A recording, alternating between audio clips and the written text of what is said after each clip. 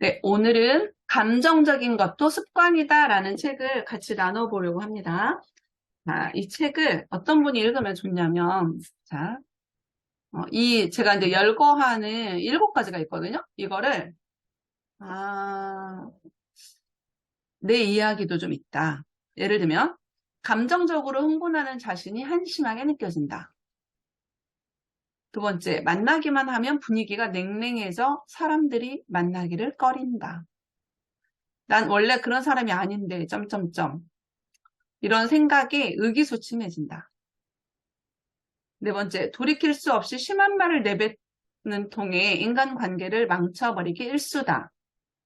다섯 번째, 감정적으로 흥분해서 해야 할 일을 못할 때가 있다. 여섯 번째, 히스테릭하다, 화를 잘 낸다라는 말을 자주 듣는 편이다. 일곱 번째, 여전히 날 사랑하는지 불안해서 계속 상대방을 구속하게 된다. 네. 사실은 이런 감정이 있는 분들이라고 생각이 안 들고요. 이런 감정이 있는 분들은 이런 책 읽기에 들어오질 않죠. 네. 자, 이런 분들이 많이 도움이 되는 책이라고 하고, 되게 간단한 책이고요. 좀 쉽게 우리 감정을 다시 한번 재정비해보면 좋겠다. 뭐, 이런 생각이 듭니다. 잠시만요. 네. 이 작가는 미즈시마 히로코로 이제 일본의 정신건강의학 그 박사님이시고요. 분노가 단숨에 사라져버리는 책, 가까운 사람의 공격이 단숨에 사라지는 책, 나는 절대 외모에 집착하지 않는다. 질투가 단숨에 사라지는 책, 여자의 인간관계, 50대 관계에서 배워야 할 것들, 딱 치는 순간 나를 지키는 법, 오늘도 남의 눈치를 보았습니다. 불안해서 잠이 오지 않아 오늘 하루 잠시 쉬어가도 괜찮아.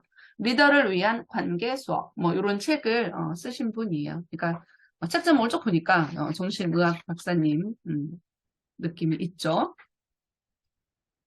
어, 감정에는 죄가 없대요. 감정에는. 그래서 이제 이 작가의 말에서 나는 더 이상 감정에 휘둘리고 싶지 않아. 내가 뭔가를 질러놓고 후회하는 경우 되게 많이 있기도 하죠. 어, 그리고 나는 감정을 잘 참았으니까 문제 없어. 라고 자신하는 사람도 주의해야 된대요. 그리고 결국 감정적으로 되는 경우든 감정적이지 않는 척하는 경우든 어느 쪽도 득이 될 게 없대요. 감정에는 죄가 없다. 우리가 감정적이 되는 것은 감정의 문제가 아니라는 것이랍니다. 자, 그래서 이제 이런 말을 필두로 이제 이렇게 시작이 됐는데, 일단 이 책을 일단 제 입장에서 좀 저에게 조금 와닿는 부분만 그냥 쭉 읽어드리려고 저는 합니다. 대체 감정이란 무엇 때문에 존재하는 걸까? 음, 감정은요, 인간에게 갖춰진 자기 방어 기능이래요. 그래서, 감정은 이 마음의 감각 같은 것이고요. 이를테면 불안이라는 감정은 안전이 확보되지 않았을 때 생기는 감정인데 우리는 불안을 느끼기 때문에 사태를 신중히 바라보고 행동을 조심할 수가 있대요.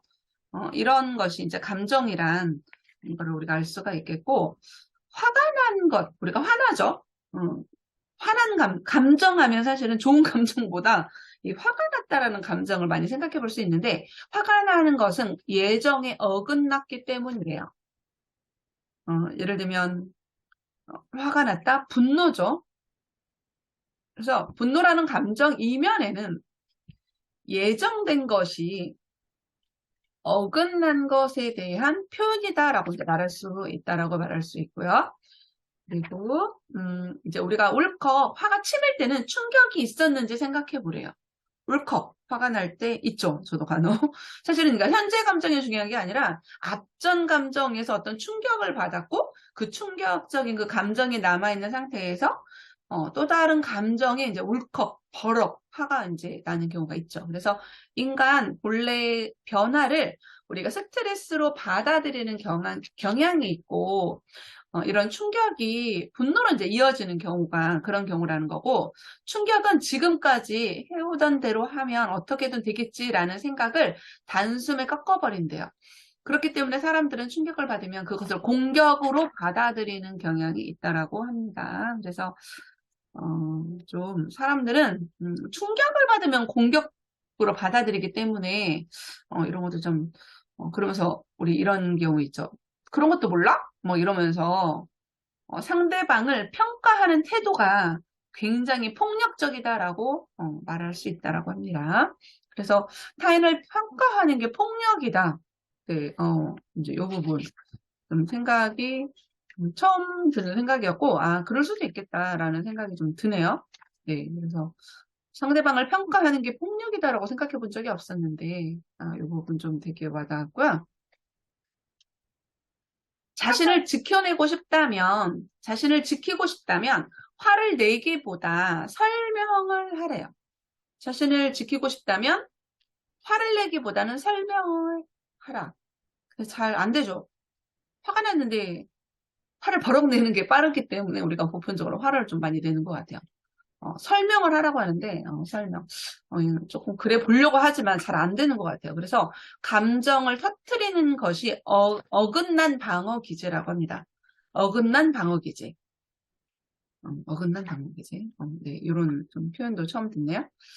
자, 그리고, 감정적으로 되는 것은 외상 후 스트레스 장애와 닮아 있대요. 그래서 우선 감정적인 사람의 특징 하나는 실은 자기 감정을 진짜 모른다라는 거죠. 자기 감정을 모른다라는 거. 그런 게 사실은 이제 분노나 화로 이렇게 우리가 표현을 할 수 있다라는 거죠. 그래서 내 감정을 내가 살펴보는 것도 좀 중요하겠다. 이 생각이 좀 드네요.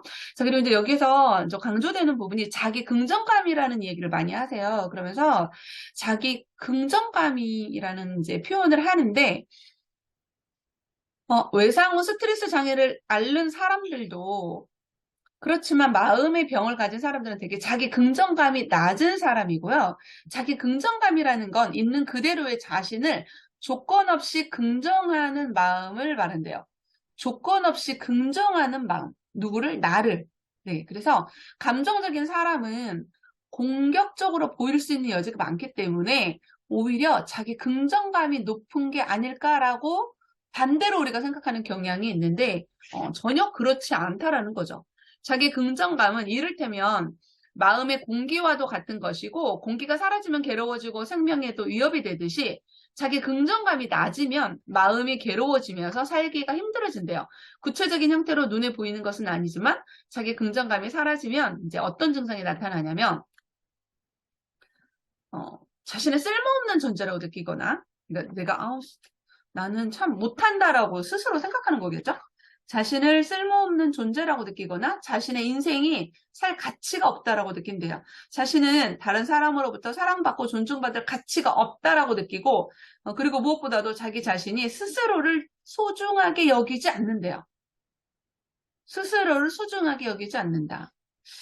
자기 단점을 찾는 사람이 감정적으로 되기 쉽대요. 그러니까 이제 이런 것도 참 습관이 될 수 있겠다 이 생각이 드네요. 자기의 단점을 찾는 사람들, 나는 도대체 왜 이럴까?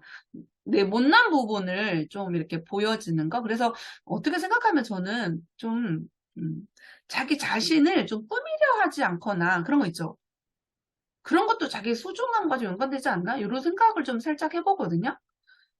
그러니까 저 같은 경우는 제가 누군가에게 못나 보이는 모습, 물론 또 이게 너무 이제 강조되면 좀 문제가 되겠지만 스스로 초라하게 보여지는 그 모습이 되게 싫어서 어떻게 생각하면 꾸미기도 하고 표정도 좀 밝게 하려고 하고 좋은 생각으로 바꿔보려고 하는 여러 가지 노력들을 하는데 어, 좀 자기를 조금 자기가 자기를 좋아해야 된다라는 좀 근자감도 좀 필요하지 않을까라는 생각이 드네요. 자, 그리고 지금 이대로도 충분하다라는 느낌이 있는가? 네, 자기 긍정감이 높은 사람들은 지금 이대로도 충분하다? 충분한가? 그러니까 자기 스스로를 좀 만족한다라는 거겠죠.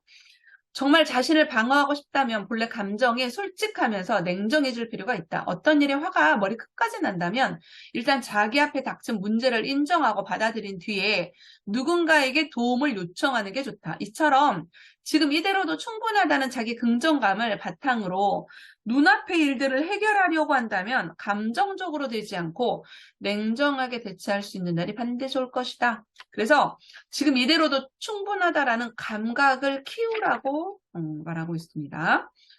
자, 그리고 문제의 근원에는 역할 기대의 어긋남이 있대요. 예를 들면 이런 거 있죠.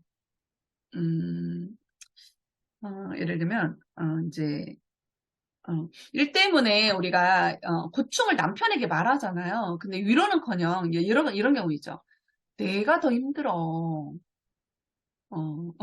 작가 말은 자기 푸념을 늘어놓는 걸 보고 목이라도 조르고 싶은 심정이었다라고 얘기하는데 어, 누구에게 불만을 갖는 건 그 사람이 자기가 기대하는 대로 역할을 수행하고 있지 않기 때문이라는 생각을 바탕을 하고 있고, 아내가 남편에게 내가 일 때문에 힘들다라고 호소를 하면 상대가 어떤 걸 우리가 기대하죠? 위로해준다라는 역할을 기대하는데, 현실 속의 이 남편은 그러지 않고, 오히려 나도 힘들어 라고 말하면서 아내와 이 기대와는 전혀 딴편으로 이제 이야기를 하는 경우가 있죠. 그래서 이제 이럴 때는 이렇게 말하래요.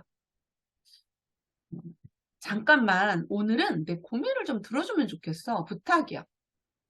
라고, 이렇게 직접적으로, 그리고 이제 대부분의 남편들은요, 과제 달성형 인간들이 많대요.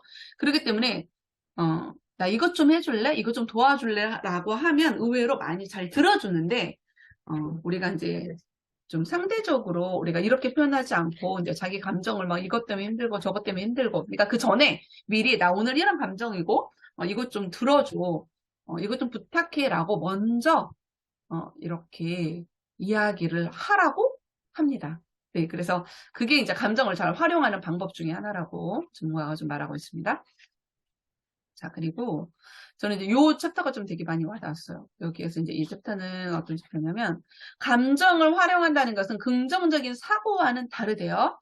근데 이제 여기에서 이제 어떤 한 줄이 와닿냐면, 나는 과연 상대방에게 어떤 역할을 기대하고 있는가? 라는 챕터가 있거든요.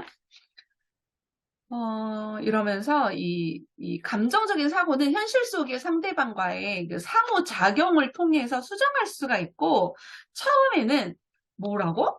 그렇게까지 말하지 않으면 알아먹지 못해? 라고 이제 보통 생각하죠. 아, 됐어. 라고 말하거나. 그러니까 자세히 설명하지 않으려는 경향이 저는 좀 있거든요. 아니, 그것도 몰라? 뭐, 아니, 이 정도 말하면 알아들어야 되잖아. 근데, 어, 그렇게까지 말하지 않으면 알아듣지 못한답니다. 그분들은. 음, 어.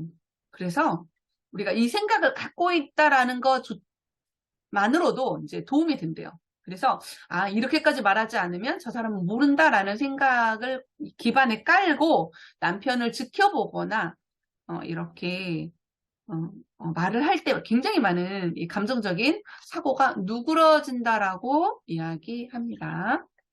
네, 요거 좀 저 와닿았고요. 그리고 이제 말하고 싶은 것을 말하지 못하는 이유라고는 챕터에서 이제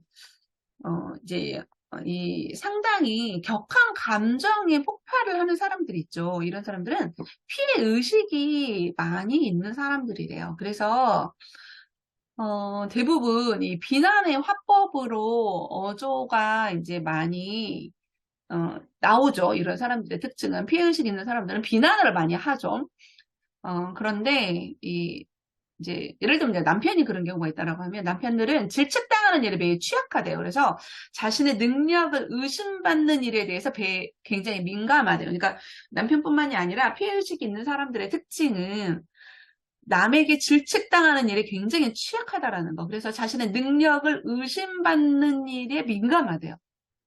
이럴 수 있겠다라고 생각이 드네요. 그래서 질책에서 부탁으로 어조만 바꾸어도 문제는 의외로 쉽게 해결이 된다라고 말을 하고 있고요. 그래서 이제 예를 들면 이제 부탁이라는 형식으로 전달을 했는데도 받아들이지 않는다. 이럴 경우는 그 관계를 진지하게 생각을 해보래요. 근데 제가 이렇게 보니까 부탁을 하는 경우를 좋아해요. 대부분의 사람들은. 근데 부탁을 하지 않는 경우가 좀 많죠. 저도 그렇고 사실은 사람들은 이 부탁을 받는 걸 좋아한다라는 거 의외로 요거 좀 기억하면 좋을 것 같아요. 자, 그리고 이제 자기 긍정감이 낮은 사람들이 자주 하는 말들이 있대요. 예를 들면 이런 거죠. 어디서 점심 먹을까? 그러면 어디도 괜찮아. 이제 이런 사람들. 근데 돈가스를 먹으러 갔어. 그런데 어, 돈가스를 안 좋아한다는 표현을 막 하는 거죠. 이런 사람들의 특징이 이제 자기 긍정감이 이제 낮은 사람들의 특징이라고 하고, 우리가 이제 이런 자기 긍정감이 낮은 사람들의 특징은 말하지 않아도 알지라는 타입의 커뮤니케이션은 자기 긍정감이 낮은 사람들에게 특히 많이 볼 수 있대요. 그래서, 사실은 이제 어디서 먹으면 좋을까라고 했을 때, 돈가스 집을 갔을 때, 별로 잘 안 먹고 마음에 안 들어 하는 그런 표정보다는, 나는 돈가스를 별로 안 좋아하거든? 그거 빼고 나머지는 다 괜찮아. 라고 이제 말을 해줘야 되는데, 그런 분들의 특징은 사실은 그런 표현을 잘 안 하죠.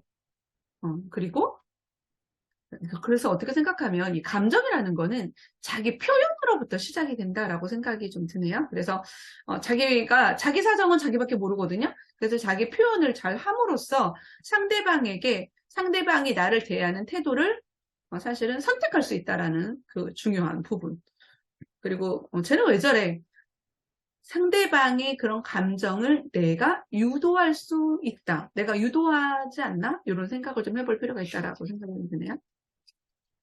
자, 그리고 네, 여기는 충고가 아까 이제 충고는 폭력이 될 수 있다라는 이제 요 부분 제가 좀 와닿았거든요. 그래서 저도 좀 충고를 좀 하는 편이고 어떻게 생각하면 좀 돌직구를 있는데 이거 좀 이제 줄이려고 많이 노력은 하는데 잘 안 되는 부분이 있죠. 그래서 요즘에는 이제 충고 전에 좋은 부분을 먼저 이야기하고 이 부분을 이러면 어떨까라고 이제 말하는 편인데 충고는 폭력이 된다라고 합니다. 그래서 충고를 섣불리 한다라는 건 참 위험하다라는 생각이 좀 들고 충고를 듣는 입장에서는 자기 부정의 요소가 포함된 충고와 그렇지 않는 조언을 이 구분짓기가 좀 쉽지가 않다라고 해요. 그래서 상대방의 영역 안에서 내린 평가에 불과하다는 입장이 상대방이 애초 내게 피해를 줄 수 없다라고 보는 것. 좀 어려운 문장이긴 하지만 어쨌든 충고는 상대방이 제 멋대로 하는 말로 생각한대요.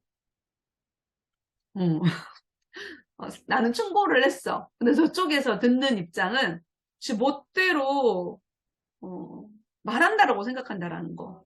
음, 네, 참 뭐라고 해야 되죠? 어, 네, 좀 도움이 되는 문장이었습니다. 자, 그리고 자 여기서 이제 한 가지 이제 정리하자면 사실은 이 감정책이 좀 되게 가벼운 책이고 여기서 이제 정리를 한번 해본다면 네, 정리가 아니군요. 이제 저도 요 부분 되게 많이 와닿거든요. 마음을 전할 때는요, 주어를 나로 바꾸래요, 나로. 그러니까 주어를 나로 바꾼다는 것은, 나는 이런 실수를 하니까 이런 애로사항이 있어. 라고, 이렇게, 말을 하면서 갑질이라기보다는 상황을 차근차근 설명하는 방식으로 취하라고 하고 있고요. 나는 여기서 이런 실수를 하지 않으려고 주의했어. 이렇게 말하는 방법을 하라고 합니다. 그래서 예를 들면 이제 이런 거죠. 누군가가 지각을 했어요. 그러면 이제 우리가 주어를 대부분 어떻게 쓰죠? 야, 너는 도대체 왜 이렇게 맨날 늦는 거야? 너라고 상대방을 주어로 쓰는 경우가 많거든요. 이거는 굉장히 이제 위험한 거죠, 감정적으로. 그럴 때는, 음, 지각이 나에게, 그러니까 상대방이 주는 지각이 나에게 얼마나 불편함을 주고 거슬리는 일인지, 이런 거를 이제 알리는 이 말로 시작을 해야 되는데, 그래서 어째서 자기는 도대체 지각을 이렇게 하는가, 이런 게 아니라, 더 이상 지각을 안 하면 좋겠는데, 너가 만약에 뭔가 사정이 있으면 내가 들어줄게, 라고 하면서, 자네가 말이야, 이게 아니라, 나는, 이렇게 이제 바꾸라는 이 문장이 좀 되게 많이 와닿았어. 그래서, 참, 주어를 사용할 때도 참 중요하구나. 주어를 사용할 때 상대방을 지칭했을 때는 굉장히, 뭐라고 해야 되지? 상대방을 비난하는 말투로 들을 수 있겠구나. 네, 이런 생각이 좀 많이 들었습니다. 자, 그리고, 음, 네, 이 부분 많이 맞았고요. 네, 이제 정리를 한번 해볼게요. 감정을. 자, 쉽게 감정적이지 않기 위한 7가지 습관이 있습니다. 자, 첫 번째는 자신의 몸 상태를 파악하래요. 그러니까 예를 들면 내가 어떨 때 감정이 나빠지거나 이제 이런 것들을 좀 알아두라는 거죠. 예를 들면 피로할 때 짜증을 내는지 뭐 이런 여러 가지 있잖아요. 그리고 여자들은 이제 대부분 생리 전후에 예민해지는 경우가 있거든요. 저는 사실은 그런 거는 없는데 그래서 뭐 생리 전후에 아니면 내가 언제 피곤하고 그리고 예를 들면 뭐 돈 문제 때문에도 예민해질 수가 있겠죠. 그래서 그런 것들을 좀 알아두는 게 도움이 좀 된다라고 하고요. 두 번째는 상대방의 문제라고 생각을 많이 하래요. 상대방이. 그래서 예를 들면 이제 지하철에서 누군가 발을 밟았고 사과 한마디 안 하고 갔어. 그럴 때 막 우씨 뭐 이렇게 화가 나잖아요. 근데 그럴 때 상대방으로 감정을 돌리래요. 아, 제가 무슨 일이 있어서 급해서 뭐 이런 거. 그래서 혹시 발 밟은 거 모르는 거 아니야? 이제 이런 식으로 상대방의 감정으로 돌려라고 합니다. 그런 것들이 이제 어째서 나만 항상 이래 뭐 이런 피해 의식에서 벗어날 수가 있대요. 그래서 항상 왜 나만 이래? 어째서 이러지? 이런 거를 좀 그런 생각을 버리라고 말하고 있고요. 그리고 세 번째는 친구 노트를 쓰래요. 친구 노트. 그래서 예를 들면 이제 화가 나거나 이런 감정을 기분을 적고 현재의 감정을 기분을 적고 그리고 내가 만약에 친한 친구였다면 이럴 때 어떻게 말해줄지 그러니까 예를 들면 이 굴튀김집에 갔는데 거기에서 냄새가 좀 별로였던 거죠. 이제 이런 것 때문에 좀 짜증이 났고 그거를 주인에게 말을 했어요. 근데 주인이 가끔 이제 합리화시키는 경우가 있죠. 아 원래 이거는 좀 이런 냄새가 납니다. 막 이런 경우가 있죠. 그래서 뭔가 오히려 좀 이렇게 도리어 내가 뭔가 이제 그러니까 뭔가 마음에 들지 않고 시정을 요구했는데 뭔가 조금 이렇게 반대로 원래 이런 거라고 막 오히려 조금 더 그런 상대적인 이런 경우 그러니까 기분을 적는 거죠. 그랬을 때 친구의 입장이 돼서 이 기분을 이제 말로 해주는 거죠. 아 진짜? 너무 심했네. 그 사람들 화만 내면 자기들 손해야. 어차피 그 식당 말고 뭐 우리가 다른 식당 가면 되잖아? 진짜 맛있는 굴튀김집으로 가자. 뭐 이런 식으로 이 친구 노트를 쓰라고 합니다. 그래서 그런데 이제 여기서 또 중요한 거는 최초의 자기 감정을 무시하지 말라는 거. 그 감정을 누군가에게 표현을 한다는 거 좀 위험하지만 감정 노트에 기록을 해서 그거를 친구였다면 어떻게 말했을까라고 적어보라고 합니다. 자, 그런데 네 번째는 아까 말했듯이 주어를 나로 바꾸어 생각한다. 그래서 최초의 감정에 있어서 나로 바꾸어서 이렇게 자기 영역의 문제로 취급하는 게 효과적이다라고 말하는 거, 네, 이 부분 좀 도움이 저도 됐고요. 그리고 이제 실제로 나를 주어로 사용한다는 이런 사고방식 자체는 일상적으로 자신의 영역에 책임을 지며 산다라고 합니다. 약간 저도 좀 그런 편인 것 같아요. 자, 다섯 번째, 해야 할 것이 아니라 하고 싶은 것에 초점을 맞추래요. 해야 할 것이 아니라 하고 싶은 것. 네. 많은 사람들은 해야 한다는 의무감이 아니라 자신의 미의, 의식에 비추어 생각하고 행동한대요. 우리는 오로지 해야 한다는 의무감에 쓰레기를 버리지 않고 새치기를 하지 않는 것이 아니다. 많은 사람들이 이러한 행동에 눈살을 찌푸린다. 왜냐하면 사람들은 기본적으로 아름답게 살고 싶다는 욕망을 갖기 때문이다. 그래서 평소 해야 한다는 의무감에 살아온 사람들은 일을 하고 싶은 초점에 맞추는 것만으로도 자기 긍정감이 훨씬 높아지고 감정적으로 빠지지 않게 된다라고 합니다. 그래서 무슨 일이든 하고 싶은 것에 초점을 맞추라고 하고 있습니다. 자, 여섯 번째는 그 자리에서 벗어나래요. 뭔가 그와 싸우고 감정적으로 되어 헤어지자고 했다. 뭔가 불편한 감정이 들면 잠깐 그 자리를 벗어나라는 것만으로도 최선책이 될 때가 있대요. 그럴 것 같네요. 그 자리에 있어서 더 엄청난 말들을 뱉어내죠. 위험하게. 네. 그래서 감정이 공명에 점차 일이 커지는 경우가 많아지기 때문에 그 자리를 뜨는 것만으로도 네, 냉정을 되찾을 수가 있다라고 말하고요. 일곱 번째, 마음의 셔터를 내리래요. 감정적으로 된다는 것은 뿌리 깊은 콤플렉스나 마음속 깊은 상처를 반영하는 경우가 많고 따라서 감정적으로 되지 않으려고 감정을 억누르려고만 하면 오히려 더욱더 감정적으로 이렇게 흐를 가능성이 있기 때문에 감정적으로 되지 않으려고 하는 것보다 자신이 언제 감정적으로 되는지 그 상황을 알아두는 게 효과적이고 이때 나는 감정적으로 되는 계기를 자동 스위치라고 부르고 일부러 네, 그래서 어떤 계기로 자동 스위치가 켜지는지 파악하고 그 상황에 직면했을 때 마음의 셔터를 내리는 것이 중요하대요. 그래서 마음의 셔터를 내린다는 것을 말하자면 눈앞에 일이 보이지 않는 것처럼 행동하는 것. 이게 쉽게 될지 모르겠네요. 네. 그래서 여기서 일부러가 포인트래요. 일부러. 그래서 일부러 의식 밖으로 나가서 자기 세계로부터 사라져버리는 일. 그래서 우리가 대부분 일부러 이렇게 도망치는 경우라고 생각할 수 있는 경우가 많지만 감정적으로 되지 않기가 포인트라고 합니다. 그래서 감정적으로 되지 않기 위해서 지금 할 수 있는 일에 최선을 다하고 할 수 없는 일이라면 내가 인정하고 받아들여라 라고 말하고 있습니다. 그래서 이제 여기서는 뭐 감정적인 사람과 잘 지내는 방법에 대해서 나와 있는데 네, 여기서는 저는 조금 별로 많이 와닿지가 않아서 네, 여기서는 별로 이제 좀 정리를 안 했거든요. 그래서 이 감정적인 것도 습관이다. 여기서 저는 가장 좀 와닿는 게 주어를 너로 사용하지 않고 나를 사용하는 것, 이게 좀 되게 많이 와닿았습니다. 그래서 쉽고 가볍게 지나갈 수 있는 책. 네, 여기까지 오늘 감정적인 것도 습관이다 라는 책을 마치도록 하겠습니다.